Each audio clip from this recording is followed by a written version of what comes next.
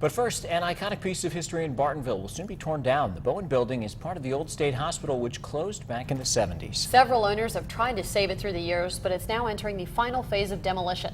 But before that happens, our Alyssa Powder is taking us on a rare tour inside of the Bowen building for one last look. Alyssa? Yeah, Paul and Lauren, the grand limestone building truly is an icon when you drive up the hill on Pfeiffer Road in Bartonville. It was built in the late 1800s and changed the face of mental health treatment at the time. And that has drawn the interest of the community and others traveling from all over the world to see it for themselves. You can't get rid of history. It's always there. The Bowen building is certainly not short on history.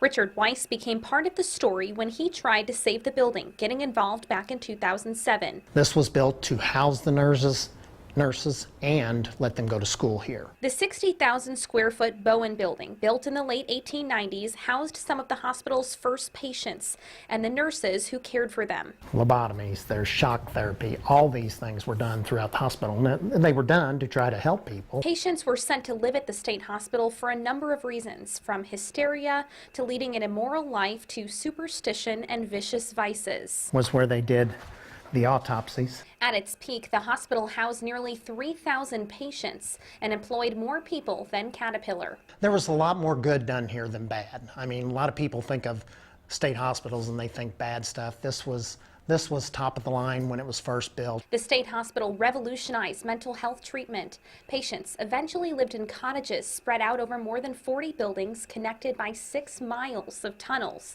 to promote a community feel rather than that of a prison. You got to come to a place here where you got to actually work and eat 3 square meals a day and associate with other people. That was like heaven to these people, so this was home, so they never wanted to leave. That's why they feel like a lot of spirits stay here. Some say the state hospital grounds are haunted. I've been in here 3 in the morning by myself, and it'll sound like people walking around constantly. On our tour, we heard a door slam, although the only door still left on the building, the front door, was found open when we returned. Begging the question, if these walls could talk, what would they say about the building's future? The spirits usually stay with the property unless they basically cross over. Now, the Bowen building is expected to be completely torn down by September, but Lauren, the story doesn't end here.